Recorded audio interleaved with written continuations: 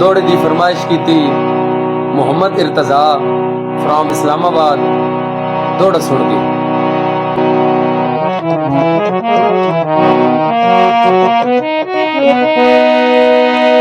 गिले सजन दे चंगिया ओ बंदियां दी कदी डार तहजीब च नहीं होंदे। कुछ मरज इलाज तू टप वैंदे ओ सारे नुक्स तबीब च नहीं होंदे।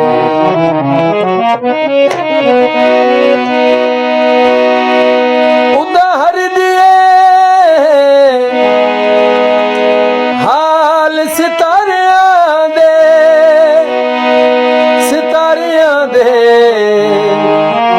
जदा सही तरतीब च नहीं होंदे।